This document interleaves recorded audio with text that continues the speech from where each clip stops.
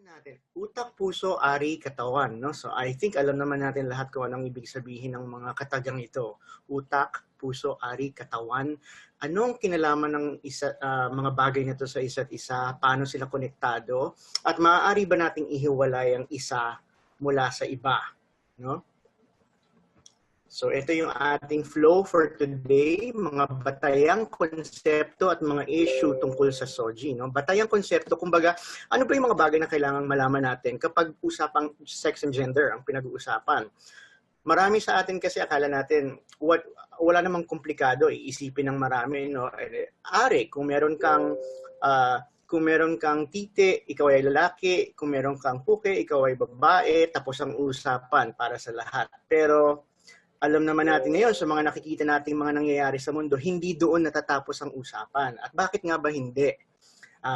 Marami kasing mga bagay na natutunan na tayo ngayon sa siyensya, ang daming research na ginagawa sa iba't ibang larangan, no? From biology to sociology to psychology. Ang dami nating natututunan na hindi pala ganun kasimple ang usapin tungkol sa sexualidad. So ito yung ating flow ngayon, basic concepts. So umpisahan natin sa ari at kasarian. SOGI 101, ano ba yung sexual orientation na tinatawag at ano yung gender identity, iba pa ba yun? Gender expression at saka ano yung mga social issues na nagbubunga dahil sa mga pagkakaiba-iba ng mga tao sa bagay na ito. So umpisahan natin sa sex. When you talk about sex and gender, di ba pag nag-fill up tayo ng mga forms, usually nakalagay, sa ibang forms nakalagay name, tapos sex. Sa ibang forms, name, gender. So in everyday communication, madalas na pagpapalit yung dalawang salitang yon, pero sa totoo lang, hindi interchangeable yung dalawang yon. Kasi strictly speaking, magkaiba ang sex at ang gender. Pag sex ang pinag-uusapan, yun yung ang basihan natin ay yung ari, kung ano yung sex mo at birth, yung ari, at saka yung chromosomes, yung sex chromosomes mo, di ba? Kung naaalala niyo yung lessons niyo nung high school, kapag ikaw may sex chromosome XX, ikaw ay babae, kapag XY, ikaw ay lalaki. So yun ang sex, no? Babae, lalaki. Vagina, XX, penis, XY. That is sex, and you're born with it, no? Let's see. So ito ay biological, physical na kaibahan ng lalaki at babae. Kanina binanggit ko yung XXXY, meron na ngayon intersex. Dati, actually hindi naman ngayon lang sila lumitaw. Matagal na silang nandito. Hindi lang alam ng buong mundo that there are such people who fall in between male and female. At sila yung tinatawag na intersex. Kaya ganoon yung pangalan. Inter, nasa pagitan. Ano? Anong ibig sabihin nun? Yung chromosomes nila hindi XX, hindi XY. So, let me just show you this. Ayan. Kung makikita niyo sa slide, intersex, merong XXY chromosomes. May mga taong ganyan. May XYY chromosomes. No? Merong mga intersex na depende kung saan mo hinarvest yung cell na i-check mo yung chromosomes. Di ba, alam nyo, yung swab test na ginagamit sa COVID, kukunin yan sa nasal cavity. May swab na ginagamit sa loob ng, kukunin yung cell sa loob ng cheeks mo.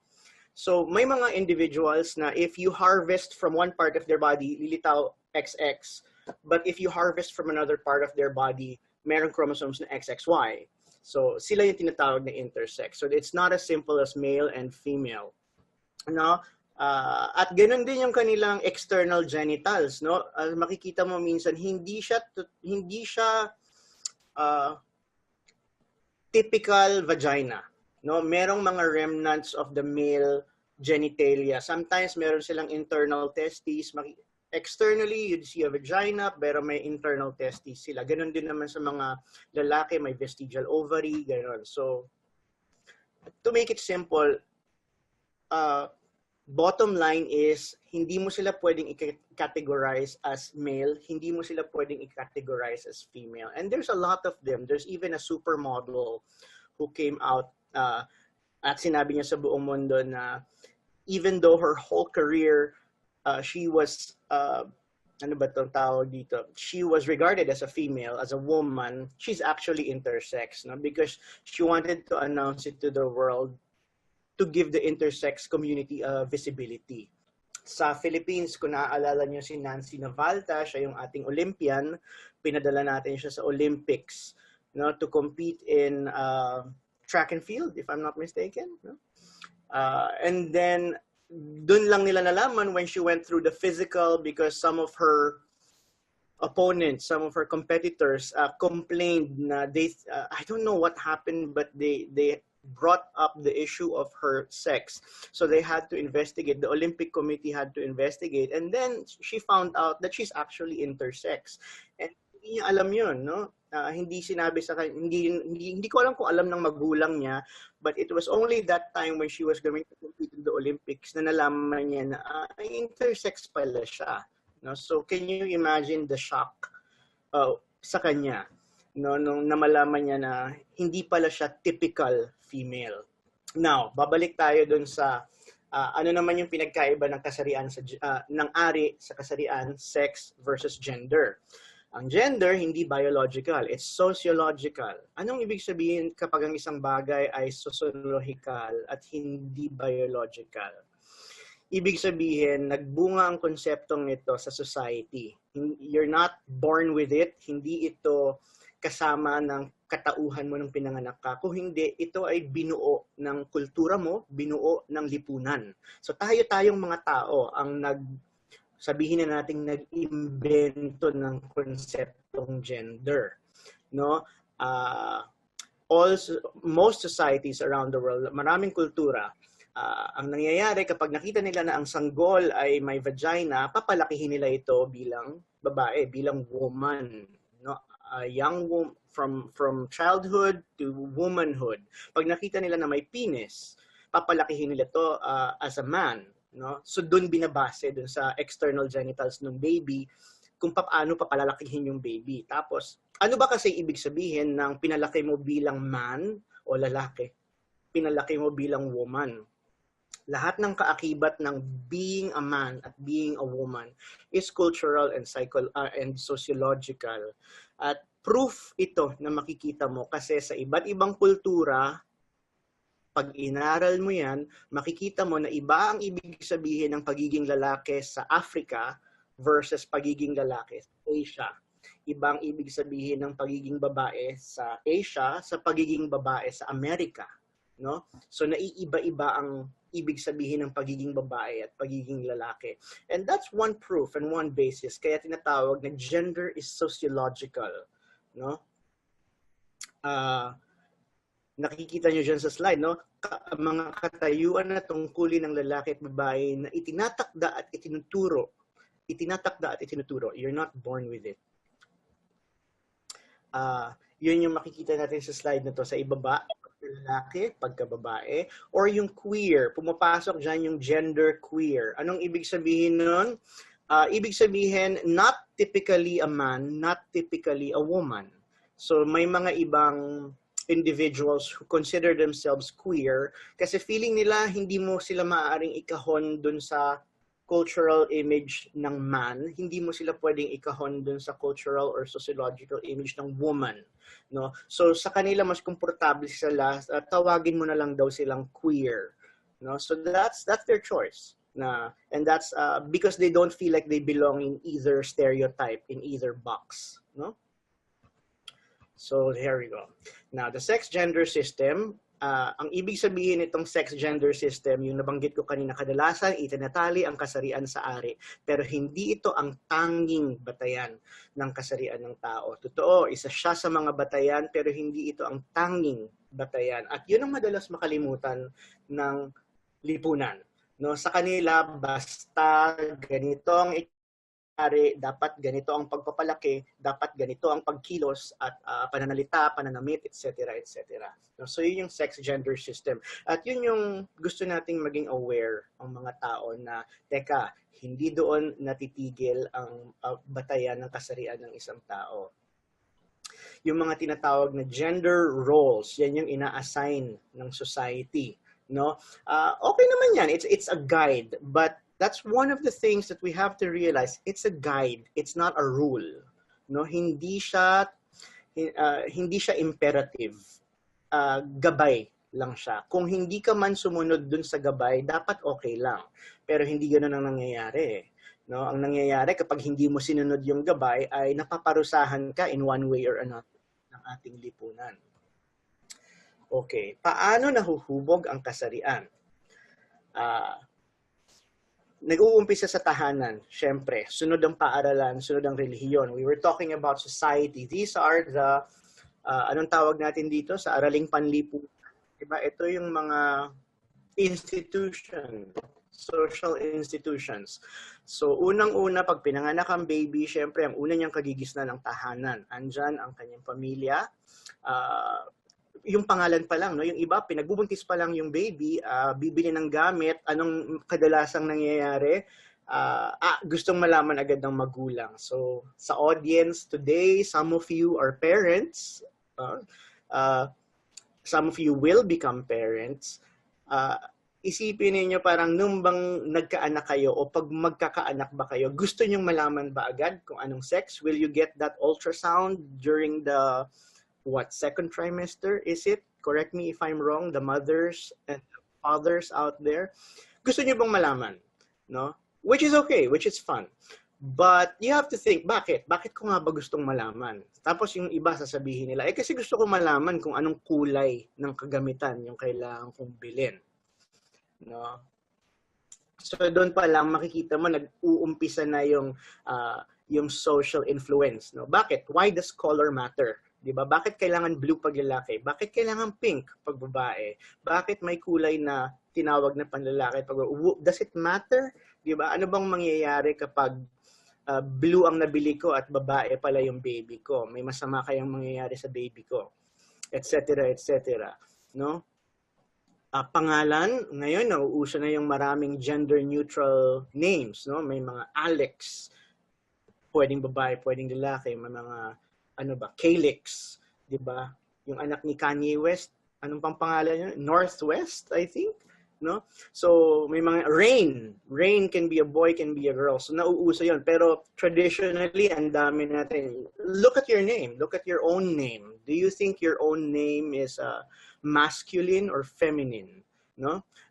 Would it matter to you if your name was masculine sounding and you're a woman? Like, I have a colleague at the psych department, no? He's a guy, he's married, and his name is very feminine. Kaya madalas sa certificates, nalalagay sa certificate niya Miss instead na Mr. Kasi ang pangalan niya ay Diwa. No? And a lot of people think na, Diwa, babae yan. Diba? But that's not true. So ganun. Ibig kong sabihin, as a society, we decided, ito pang babae to, ito pang lalaki to. Yung gawain sa bahay na ni-assign sa mga bata, bakit ba pag babae, pinipilit natin, kailangan mo matutong magluto, di ba? Paano ka mag-aasawa daw kung hindi ka marunong magluto? As if naman, prerequisite ng pag-aasawa ang pagluluto kung ikaw ay babae. Parang bakit hindi pwedeng matuto bakit hindi kailangan turuan yung lalaki magluto, kumakain din naman siya. No? Bakit pag lalaki, kailangan ikaw ang marunong sa sasakyan? Bakit hindi yung babae? Kailangan mo ba ng tite para magkumpuni ng sasakyan? Hindi naman, di ba? Parang, it doesn't matter what kind of chromosomes or what kind of genitals you have. Pero ganun ang madalas na nangyayari. So think about your own home. How strong is that influence in the way your family and your home is run?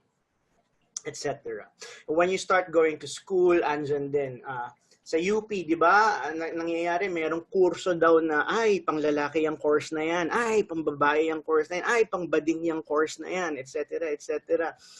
When in fact, again, tayo lang ang gumawa nun no? Parang saan ba nang gagaling yun kung hindi sa atin? Di ba?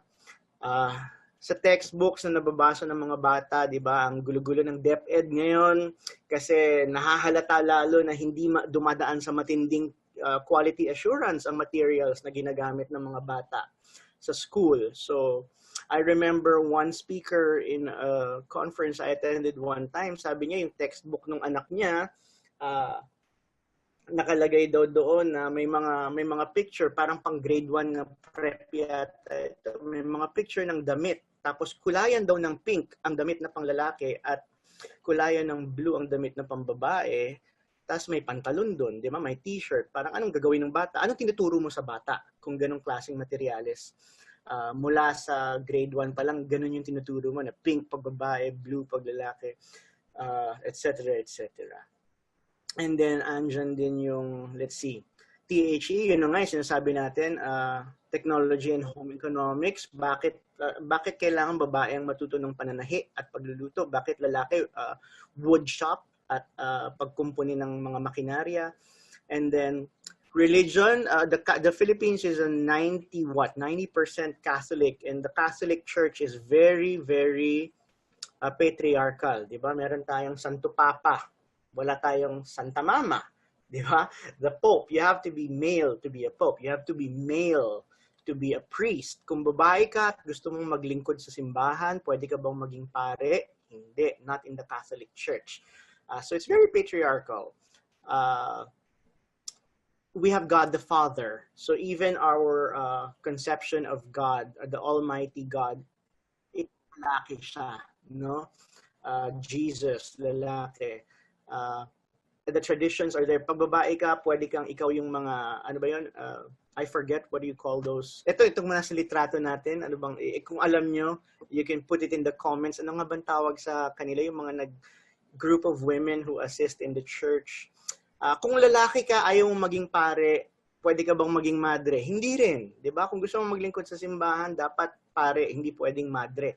Ano bang pinagkaiba ng trabaho at pamumuhay ng pare at madre? At bakit hindi pwedeng both sexes can be admitted in the two vocations? Ano? So very gendered, as you can see. Our religion is very gendered. So hindi natin sinasabi dito na outright na mali ito ang tama. Ang sinasabi natin sa part na ito ay dito nang gagaling yung ating mga concepts of gender. No, ito yung mga nagko-contribute sa ating pag-iisip. Kaya mabuti na alamin natin kung anong bagay yung mga tanggapin na lang natin ng walang reklamo at alin yung mga bagay na teka pwede ba natin itong baguhin kasi it doesn't seem to work for the happiness of everyone at wala namang mali kung babaguhin natin, no? Let's see. And then when you grow up and you're exposed to things beyond your family, your school, and your religion, you start watching TV. Actually, more and more kids are starting to get exposed to society much earlier in life dahil sa TV at media, social media, online, no? So na-expose sila sa maraming bagong natututunan nila at isa sa mga natututunan nila ay ang gender roles, no? And you see that in media. When graduate sila, they start going to work, andyan ang trabaho, di pantay na sahod, benepisyo, feminization ng labor migration, meaning kapag gusto mo mag-OFW at ikaw ay babae, ano ba yung mga options unang maiisip ng mga babaeng gusto mag-OFW? Magdo-domestic helper ako, magki-caregiver ako.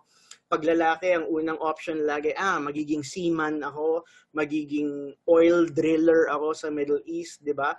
So, laging merong naka-ready na, ito muna isipin mo bago mo isipin yon. Tapos yung iba iniisip nila, should I even consider this kind of job kasi lalaki ako? Or ganun din sa babae, should I even consider working in construction kasi babae ako?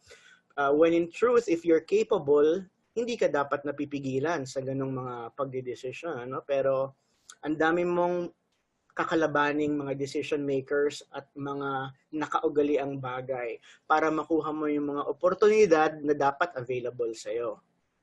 No? And then we have yung pamahalaan natin. We've had how many female presidents? 2 female presidents, both coming from wealthy families. So let's not forget that. How easy is it to become a successful politician in the Philippines if you are a woman?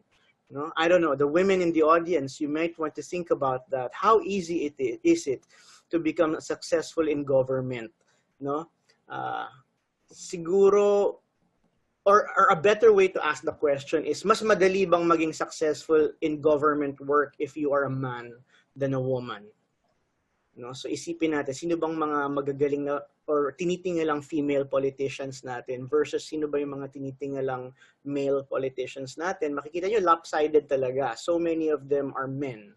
No? Parang it's so much easier if you're a man. And that should not be the case. Let's see. So ito yung mga bagay na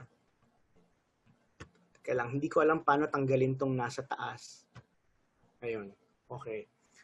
Ito yung mga bagay na nangyayari sa society because of the gender roles na natututunan at ipinapasa natin sa kabataan. No? Nagkakaroon ng multiple burden ang ilang mga individuals. Usually, it's the women. What does multiple burden mean? It means, hirap na nga ako dahil sa gawain ko sa bahay, dala ng pagiging babae ko, dala ng pagiging lalaki ko, dala ng pagiging bading ko. No? Andyan yung hirap pa ako dahil hindi kami mayaman. Hirap pa ako dahil hindi ako kagwapuhan o hindi ako kagandahan. Hindi ako balingkinitan. Mababa ang pinag-aralan ko.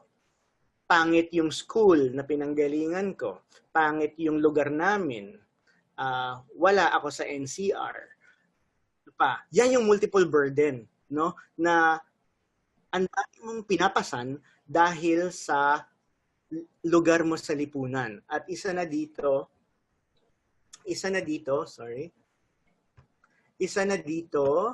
yung dala ng sex at gender mo. At mamaya pag-uusapan pa natin yung sexual orientation. Isa pa yung dumadagdag sa multiple burden ng isang tao, no? Multiple burden.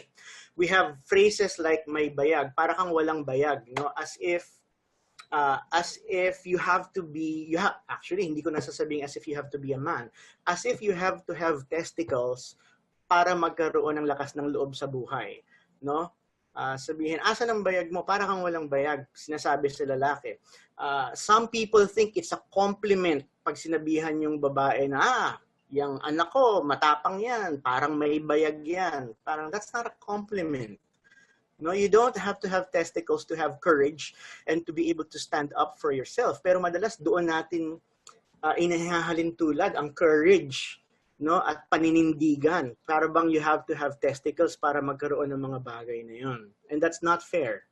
That's not politically correct either. It's kind of very unenlightened to talk like that. So ayaw na nating, siguro that's something na sana i-relegate na natin sa nakaraan. Dati ganyan, ngayon hindi na ganun, no? Mga karanasan sa buhay, nandiyan ang tuli, hazing, alak, pagtatalik, ini-ingrain natin na paglalaki, dapat marunong kang uminom. Bakit? Pag babae, pangit daw makitang umiinom.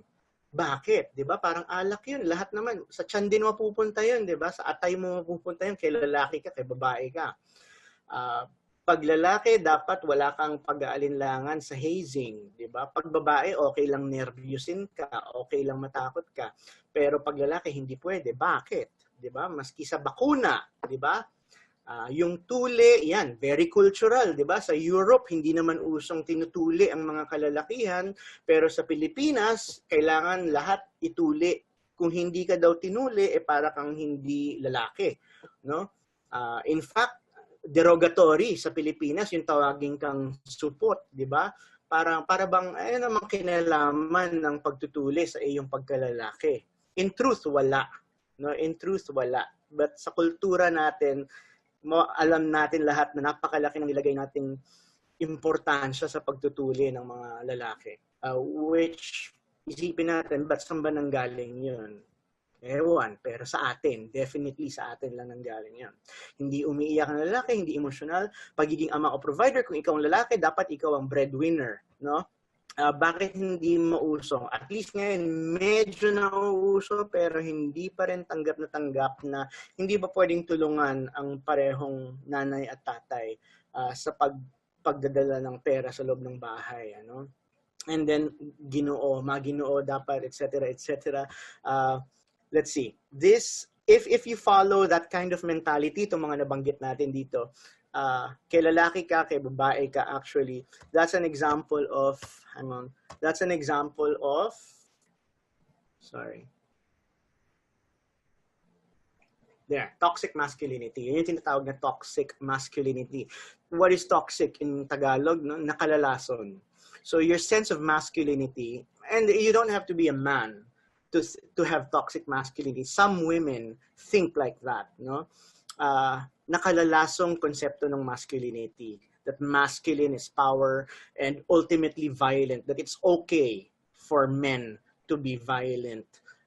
That's part of toxic masculinity, and that's the kind of mentality we're trying to erase in this generation.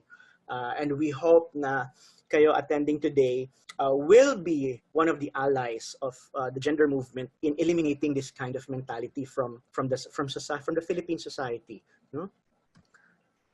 There you go. So these are some efforts to get rid of toxic masculinity. Nakikita mo, if you're familiar with the female version of the she can do it, the I can do it woman, nauso yun sa States nung, I think it was during the war. Kasi nga pinadala na draft yung mga kalalakihan into the war. So the jobs at home were given to the women. So nagkaroon ng feminist, one of the feminist movements is you can do it. The woman can do welding and all those traditionally masculine jobs, no? So this is a male version of that. Binaliktad nila. Now this is a man who is doing work that's traditionally relegated to women. Naglilinis ng bahay, nag-aalaga ng bata. So this is one example of a campaign to get rid of toxic masculinity. Hindi mababawasan ang pagkalalaki mo kung tutulong ka sa bahay, ano, at kung tutulong ka sa pagpapalaki ng mga anak nyo. This is on the right side of your screen is MOVE. It's men opposed to VOW, violence against women everywhere. No, men opposed to VOW everywhere. So these are the kind of movements you want to support, no, because the change has to come from us. Tayo ang gumawa ng konsepto ng masculinity at femininity. So kung gusto nating mabago ito, tayo rin ang makakapagpabago nito, no, because it's sociological. So remember that.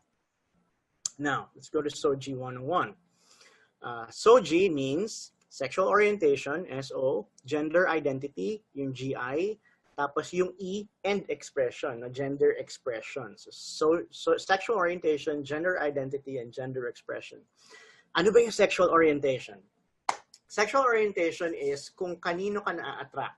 No, that's your sexual orientation. Kung ikaw, if you're a woman and na-attract ka to other women, then you are what we would call a lesbian. If you are a man and you are attracted to other men, then you would be what we call gay, right? Lesbians can be called gay women. The two words pa yun, you know? So gay women is a correct term. Lesbian is also a correct term. Gay men, or just simply gay, then you're referring to men. No? So it can be a romantic or an emotional attraction, or it can be erotic or sexual. It can be both. It can be just one of those. It can be all of those. No? And it's based on a person's, actually, I'd like to make that, it's not based on a person's sex, it's based on his gender identity. What is gender identity? That's the second point right there in the middle. It's how a person identifies himself or herself with regards to gender. So never mind what kind of genitals you have, but how do you see yourself? That is your gender identity. Ang tingin mo ba sa sarili mo, isa kang babae o isa kang lalaki? Are you a man or a woman? In your heart, are you a man or are you a woman? That is your gender identity. At ikaw ang nagsasabi niyan, hindi ibang tao. No? So it's not something that's assigned to you. Unlike sex, that is assigned to you at birth by the doctor na nagpaanak sa mami mo. Diba? Ang gender identity, ikaw ang nagtatakda niyan sa sarili mo. At hindi mo inimbento ito. No? Ito yung ano bang pakiramdam mo honestly in your heart. That is your gender identity. So if in your heart, you see yourself as a man and you fall in love or you are attracted to other men, then you would be a gay man. No? So take a look at Ice Sigera, no? Kung matatandaan nyo, if you are old enough to remember Isa Sigera on Eat Bulaga, nung Little Miss Philippines pa siya, alam mo na pinanganak siya na babae. So yun ang kanyang sex, no? And then when she was raised as a girl, diba? Little Miss Philippines nga, no? But when she became an adult, she realized na she's always, I'm using she because I'm talking in the past, no? she's always seen herself as a man, not a woman.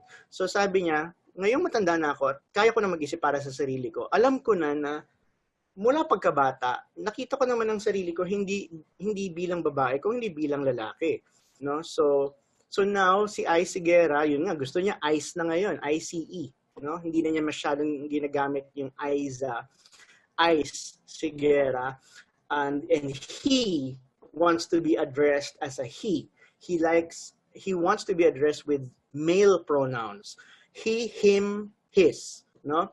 Gusto niya kung kailangan mo siyang tawagin formally, it's Mr. Ice Sigera, not Miss Iza Sigera, no? Mr. Ice Sigera. Kasal siya sa kanyang asawa, and the couple is husband and wife. Ice is the husband, and the woman is a wife. So si Ice Sigera, the sexual orientation niya, this is a pop quiz for all of you who are listening. Ice Sigera, gender identity, anong gender identity niya? Man or woman? So, I'll give you 2 seconds to think about it. So, Ice, ang gender identity is a man. Alright? Because that's his gender identity. Ano ang sex ni Ice Sigera? Ibig sabihin, pinanganak siya bilang male or female. So, 2 seconds to think about it. If you said female, then you're correct. So, sex ni Ice Sigera ay female. Gender identity ni Ice Sigera ay man, right? What is Ice Sigera's sexual orientation? So, he's a trans man. He is attracted, in love, married to a woman. So, ano siya? Is he gay, lesbian, or straight? So, I'll give you 2 seconds to think about it. Is Ice Sigera gay, lesbian, or straight? Ang sagot dyan, Ice Sigera is a straight trans man. No? So I don't know how many of you had the right answer. So Ice Sigera is not lesbian. Hindi siya pwedeng maging lesbian because he's a trans man. Right? Pwede bang maging lesbian ang lalaki? Hindi. Tapos sasabihin nyo, hindi naman siya lalaki. Lalaki po siya kasi po trans man siya. At ang trans man ay lalaki. Diba? At pag ang lalaki, kaya trans pa yan o cis man, CIS. Yun yung ibig sabihin, pinanganak kang male at ang gender identity mo ay man. So ikaw yung cis man, CIS, cisgender man. No? Trans kapag pinanganak kang babae, pero you identify as a man, or pinanganak kang lalaki, but you identify as a woman. Sino bang example natin ng trans woman na Pilipino? Si Bibi Gandang Hari, for example. No? So, trans woman yun. So, balik tayo kay Ice. Kung trans man ka, hindi ka pwede maging lesbian. So, you can either be gay or straight. Ano ang straight trans man? Yun yung trans man ka at na-attract ka sa mga babae. So, si Ice Sigera, trans man na straight. Kasi, sasabihin ng iba, bakit? Meron bang trans man na na-attract sa lalaki? Meron. No? So, sila yung tatawagin mong gay trans man. Kasi trans man siya, pero attracted siya sa lalaki at merong ganun. No? Maraming, siguro hindi pa tayo nakamit ng ganun, pero sila. Meron din ng mga trans women na na-attract sa kapwa babae. Hindi porket trans woman ka, lalaki na ang gusto mo. No? Isang example niyan si Caitlyn Jenner. If Caitlyn Jenner lived as a man, was born male, lived as a man bilang Olympian din, di ba? Si Bruce Jenner. Pero nag-transition siya into a woman just a few years ago. And si Caitlyn, ang pangalan niya ngayon, no? Si Caitlyn Jenner na naging cover pa ng Vogue ba yun? Kung nabalitaan niyo yung kanyang pagda-transition, she's attracted to women pa rin. She's not attracted to men. So that's, anong tawag mo kay Caitlyn Jenner? No? Trans woman. Is she a lesbian or a straight trans woman? Kung attracted siya sa mga babae.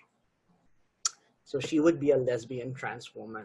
No? So I hope that clarifies. If you have any questions, write it down, put it in the comments. No? But that's what sexual orientation and gender identity is about. Na gender expression, ito yung expression. Express, palabas, X. Di ba? So ito yung outward expression mo ng iyong gender identity. pananamit, pananalita, pagkilos, etc., etc. This is your gender expression. And that's what makes up your sogi. People pronounce it different ways. Sogi. No? And everybody has sogi. Hindi lang yan pang non-straight. No? So these are the kinds of sexual orientation: heterosexuality, homosexuality, bisexuality, asexuality, meaning they're not attracted to either gender. So may ganon, ano? There you go. So may ganito. And these are just some of the things we know today. Hindi porket wala sa listahan, wala na.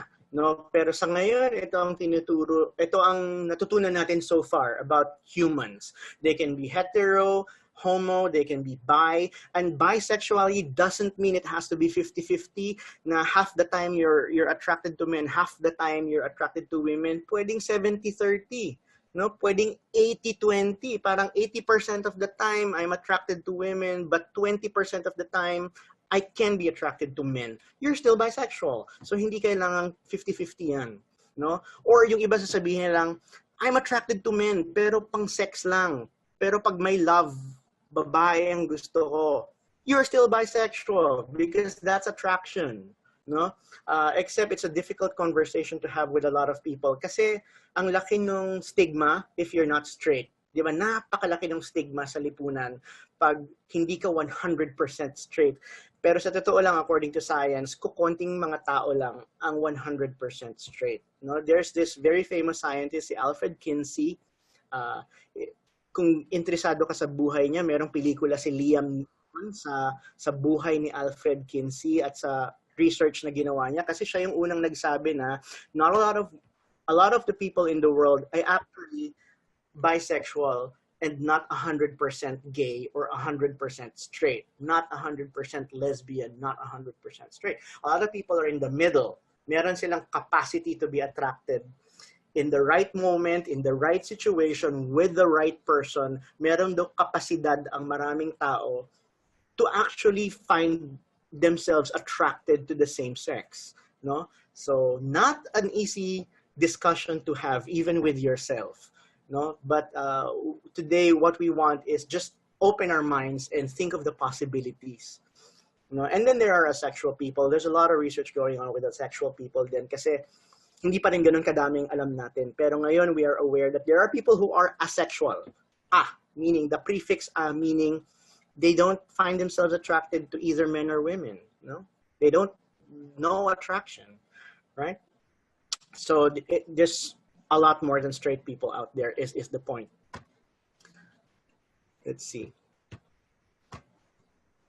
Here you go. At ito yung pinag-usapan natin kanina. So may cisgender, may transgender, at huwag kayong magugulat kung meron ding queer na gender. Gender queer or simply queer. So queer can pertain to your gender identity. It can pertain to your gender expression.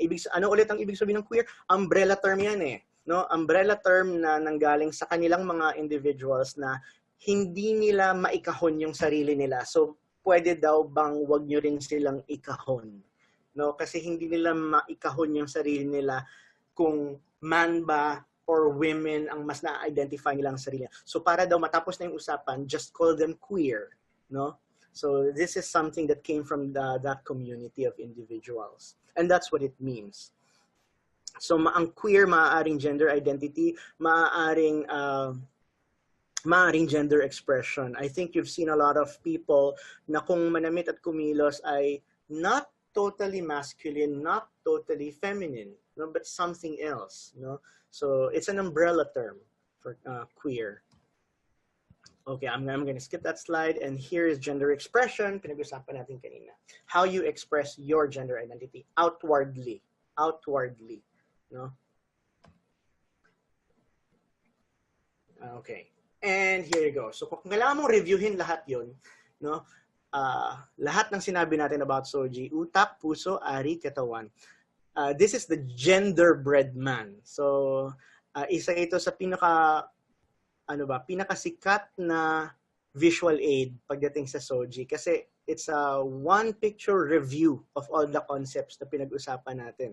So, yung puso, attraction, anong nakabase dyan sa Soji? It's your sexual orientation. no? Sex sa ari, expression yung panlabas, makikita mo diyan yung margin, perimeter ng genderbread man, no? It's a pun, it's a play on words on the gingerbread man, if you realize by now. So instead na gingerbread boy, ginawa nilang genderbread person, no? At ang identity ay nasa utak, no? Is how you see yourself. So this visual aid encapsulates the whole concept of soji. There you go. LGBT. Sometimes LGBTQ, LGBTQI, minsan pahaba ng pahaba, nilalagay na lang, kaya madalas sabihin na lang LGBT++. Ibig sabihin, hindi natatapos sa LGBT. Meron pang queer, may intersex. Bakit ba may mga letters na kinakabit? Kasi yung mga individuals, like the queer people, the intersex people, asexual people, sabi nila, ay hindi kami kasama sa LGB kasi hindi naman ako lesbian, hindi ako gay, hindi ako bisexual, hindi ako trans. Pero, alam ko hindi ako straight. Di ba? So, isama nyo naman ako sa inyong movement. Kaya pinapadagdag nila, pwede bang isama nyo yung letter namin. Pero sa dami ng gustong sumama, ayaw naman natin silang pigilang sumama kasi tama naman na pare-parehong pinaglalaban ng mga individuals na ito. Kaya tayo nagkaroon ng LGBT+, no? Para lang alam natin. There you go. So, how do we show our sensitivity, our enlightenment, our being politically correct pagdating sa usaping soji? No? How do you not offend other people? One is we use gender fair language and attitudes. Makapansin nyo, the English language is very gendered. Diba? Merong he, she, pero ang Tagalog hindi gendered. Isa lang yan sa mga patunay na ang Filipino culture, simulat bago dumating ang mga colonists, the Filipino culture is actually very gender fair. No? Matututunan niyo yun dun sa module ng kasaysayan. At isang patunay dyan na nag-persist up to today is ang Filipino language is gender neutral. No? Siya, niya, ikaw, ako, walang pakialam sa sex and gender, unlike the English language or the Spanish language. Diba? Na-colonize tayo ng Spanish for 300 years, so doon ang galing ang ating very gendered view of the world. Because the Spanish language is also very gendered. Diba? Merong El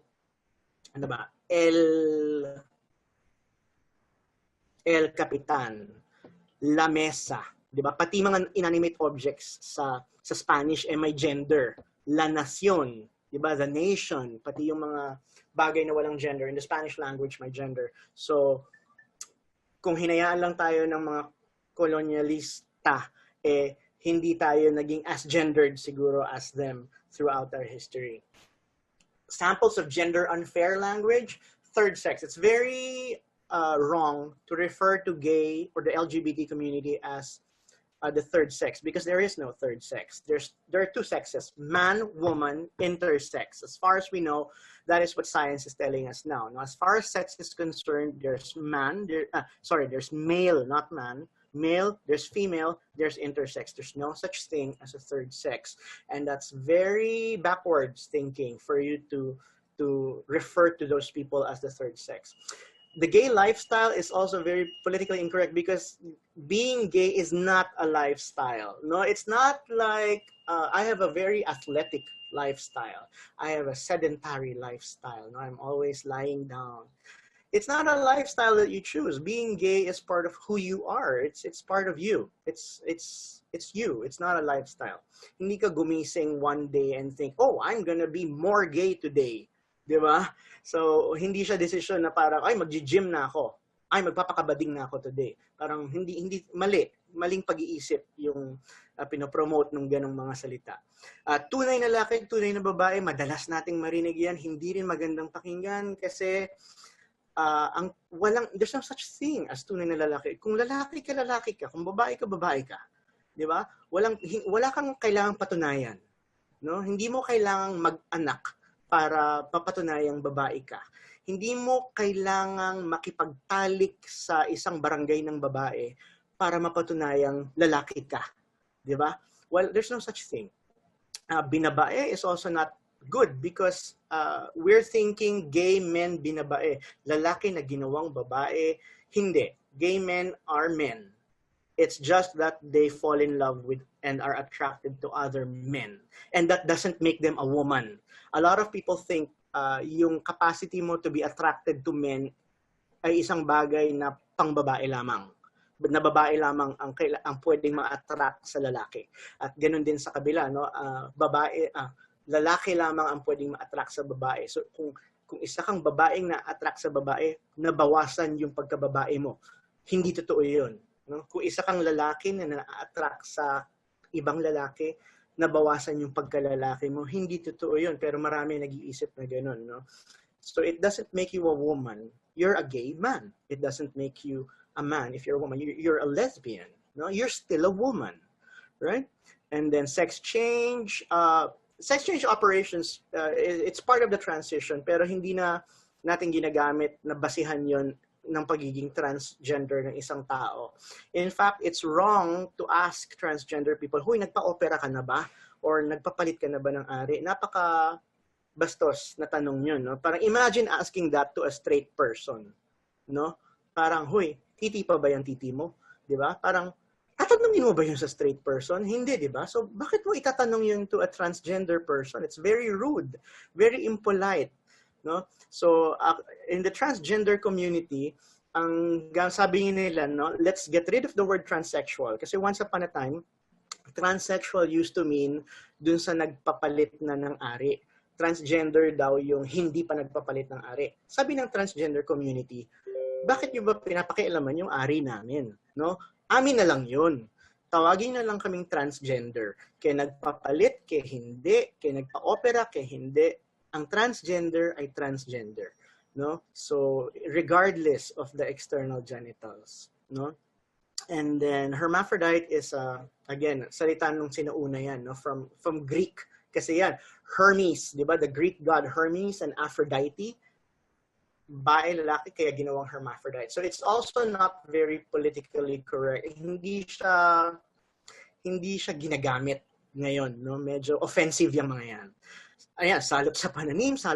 There's a lot of gender unfair language na hanggang ngayon na madalas pa rin natin naririnig. Na sana in our own communities, in our own families, hindi na natin marinig yung mga ganitong salita because it's offensive. They are offensive, no? Merong mga bagay na hindi as offensive like gendering words, policeman, chairman, no? Kaya ngayon ginagamit na natin police instead of policeman because there are women cops. Chairperson, madalas, UP, marinig natin yan, chairperson. Kasi nga naman masagwa na bakit mo pinipilit chairman, babae yung inyong chairperson, ano? Et cetera, et cetera. Outing people, ibig sabihin, pinagbibintangan o isinisiwalat mo ang sexuality ng isang person nang walang permiso ng tao. Parang ayaw naman yung, there are a lot of LGBT individuals who are comfortable with their soji, pero hindi naman nila ito pinagsisigawan. Ikaw itong kaopisina, na ikaw pa yung pinagsisigawan mo yung soji ng kaopisina mo, o ng kaibigan mo, o ng kamag-anak mo. No? So that's not fair, that's not good. At hindi yan ginagawa ng matitinong tao. Pakutyang gamit sa babae, LGBT bakla. No? Pagtawagin, ay nako, ayaw mong sumakay ng roller coaster, para ka namang bakla. Diba? So, again, that's very derogatory. Ginagamit mong pakutya yung term na bakla at tomboy. Ay, tinan mo tong manamit, para kang tomboy. Para bang masamang maging tomboy? Para bang masamang maging bakla ang pinapalabas ng mga ganyang gamit ng salita. So, kahit hindi sinasadya ng mga taong gumagamit ng ganyang salita, ganun ang nangyayari. At pag marinig yan ng bata, ganun ang titingin nila. Ay, pinagbintangan akong bakla at yung pagkakasabi, para bang mas mababang klaseng tao ako. So, siguro, mababang klaseng tao ang bakla. Yun ang iisipin ng bata. No? So, hindi natin dapat ginagamit yung ganyang pagsasalita. Nosyon na pagiging LGBT++ ay kaakibat ng pedophilia, child abuse, sexual abuse, bestiality of all things. So akala nila, if you're gay, hindi ka straight, ibig sabihin, freak ka, no? Weirdo ka siguro. Siguro, pedophile ka rin. Siguro, mahilig ka rin sa bestiality o nakikipagtalik sa mga hayop. Di ba? Yun ang tingin. Manny Pacquiao, hello, di ba? Remember what Senator our dear esteemed Senator Manny Pacquiao said na ang LGBT daw ay masahol pa sa hayop, di ba? At pinanindigan niya ito at pinaglalaban niya ito. So that's the kind of thinking and pananalita na ayaw na sana natin naririnig. It's so bad na naririnig natin yan from duly elected senator, no? But yun, akala nila if you're LGBT, then there must be something wrong with you, right? And that's not true. Bahagi ng SOGI, ang SOGI ng pagkatao, hindi lamang ng LGBT++ individuals, kundi tayong lahat, no? Excuse me. Think about that for a moment. So you and the audience, naisip mo na ba na kahit straight ka, may SOGI ka? Akala kasi nila ang SOGI ay usapang LGBT lang. Hindi, lahat ng tao may SOGI. Bakit? Ikaw, wala ka bang sexual orientation? If you're straight, that's a sexual orientation. Wala ka bang gender identity? Meron. Wala ka bang gender expression? Meron. No? Everybody has a SOGI. No? Hindi lang siya pang LGBT individuals. Now, anong mga issue na nakaakibat ng SOGI? Mga issue sa kasarian at sexualidad. Dahil iba-iba ang SOGI ng mga tao at dahil may kinagisnan tayong kultura na iba-iba ang tingin ng tao sa pag hindi ka straight, kay babae ka, kay lalaki, kapag hindi ka straight, iba ang paningin sa'yo. Nagkakaroon tayo ng mga issue tuloy. Anong mga issue ito? So, I see na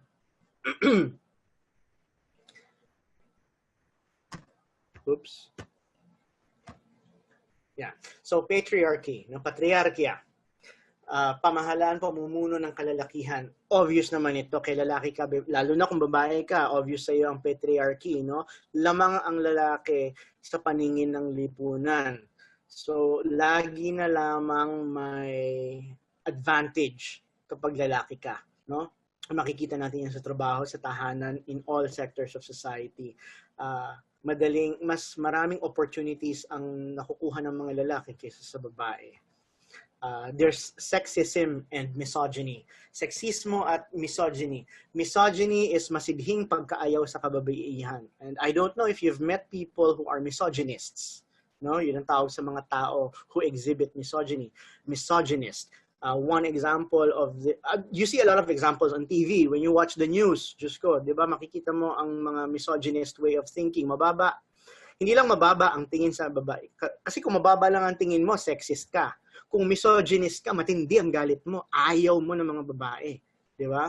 Galit ka sa kanila. Gusto mo silang apihin, kumbaga. No? And then there's heterosexism. Ano yung heterosexism? Or yung iba tawag nila dito, heterocentrism. Ibig sabihin, ang nilalagay mo sa pedestal ang mga heterosexual people. Ang mga straight. Ang taas mo ng tingin mo sa straight, ang baba ng tingin mo sa hindi straight. No?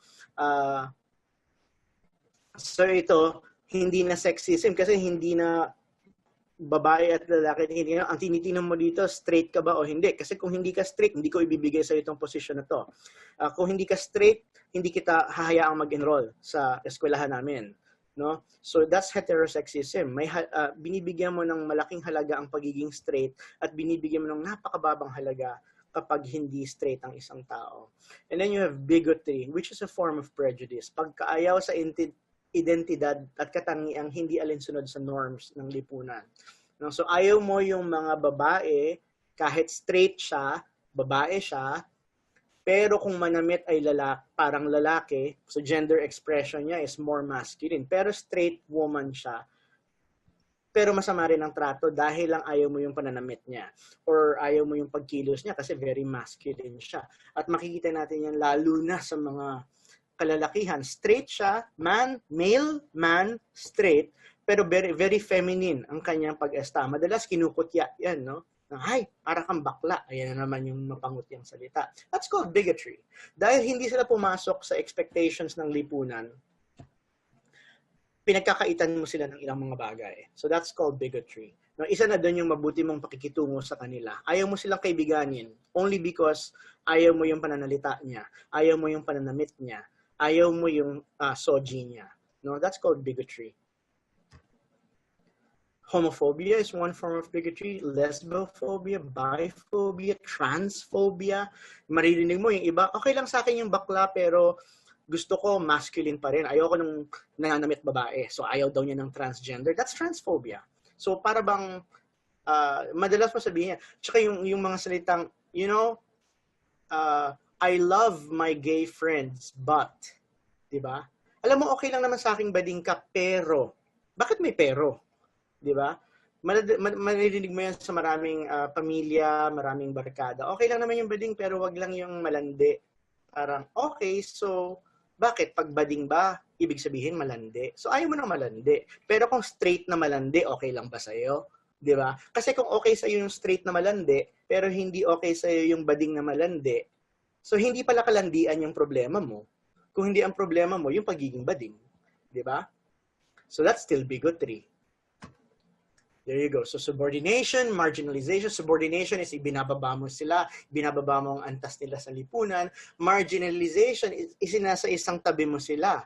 No? Hindi pagpapahalaga sa trabaho, gampanin pangangailangan ng kababaihan at LGBTQA. So hindi nakakagulat na women's movements and LGBT movements always go together. Kasi sa lipunan, unfortunately, yun nga ang nangyayari. Napakalaki ng premium na ibinibigay natin kung ikaw ay lalaki at straight. No? Hindi ka lang dapat lalaki, dapat. Diba? So, sinasadya man natin o hindi, madalas, ganun ang nagiging attitude natin. You know? At yan yung tinatry nating baguhin. At dito nagsisimula ang pagbabago by becoming aware na may mga ganitong bagay sa mundo. Gender bias, no? Gender division of labor, pinag-usapan natin kanina, multiple burden, stereotyping, pagkakahon base sa panghuhusga at bias. So, stereotype mo. Yun nga, no? Stereotype mo yung bading at lesbian. Uy, there's this famous burger chain na nakikita nyo, I'm sure, kasi marami silang branches, 24 hours. So, hindi ko nababanggitin yung pangalan. Pero pag nag-apply ka dito sa burger chain na to, na buy one, take one, madalas, I think you know what I'm talking about. If you don't, I don't know, I'm not allowed to say it. Baka kasuhan tayo. But pag nag-apply daw sa kanila, ang kwento ito ng mga empleyado nila. No? Kasi medyo idinulog ng mga empleyado yung kanilang concern sa trans community. Kasi bakit daw ganun? Pag nag-apply sila dun sa burger chain na 24 hours at nakita that they're very masculine, either lesbian or especially masculine lesbian, nilalagay daw sila sa graveyard shift. So, ang reasoning ng employer ay, kasi tomboy ka naman, kaya mong ipaglaban yung sarili mo. So, sabi ng mga lesbian, sabi ng mga tomboy, no, parang, ano ba yun? Kung binaril kami sa rehas, di patay din kami. Pag sinaksak kami, ganun din, patay din naman kami. Anong kinalaman ng pagiging tomboy? Bakit mo ilalagay sa graveyard shift? But that's one example of stereotyping. Feeling nila, pag lalaki, lalaban. So pag tomboy, lalaban din. So feeling nila pag babae at feminine, madaling i-abuse, no? Madaling maging biktima ng krimen kung babae or feminine na lalaki, no? So that's stereotyping, right? And it's palasak yan sa ating lipunan. Discrimination and violence, women are always seen as victims. And there's a downside to being a man pagdating dito. Yung sa trabaho namin sa DGO at sa OWASH, kasi we work side by side with OWASH, nakikita namin na hindi madalas mag-report ng sexual harassment ang lalaki. Kasi hindi nahihiya sila. Mas nahihiya daw mag-report ng sexual harassment, being a victim or a survivor of sexual harassment, ang mga lalaki kaysa babae. Bakit? Kasi yung tingin ng lipunan, lalaki ka, bakit ka naging biktima? Kung babae ka, okay lang. Kasi daw ang babae, normal na nagiging biktima. Di ba? Nakikita mo napakamali ng pag-iisip na gano'n. Ano? And yet, nagpo-persist. It's year 2020, may pandemic na at lahat, gano'n pa rin tayong mag-isip. No? Just some scenarios from April to June of 2019, this was last year, there are almost 10,000 cases of violence against women and children. VAUSI, yan yung tinatawag na VAUSI. So yan yung reported cases sa PNP. This many cases, in that many months. April, May, June. 3 buwan lang yan. So that's what 3,300 cases, 3,310, 11 cases per month of VAUSI cases. One woman or child every 10 minutes. So how long have I been talking? How long has this session gone on? Makikita mo, that's how many women and children have been abused in the last hour. No? So isn't that awful? Yeah? 1 in 4 women aged 15 to 49 have experienced physical or sexual abuse by their husband or partner. Madalas, the abuser is a significant person in someone's life. A lot of abuse cases are done by family members, no? Spouses, parents, uncles, aunts, cousins. You know, a lot of abuse happens at home, and it's usually done by someone you trust.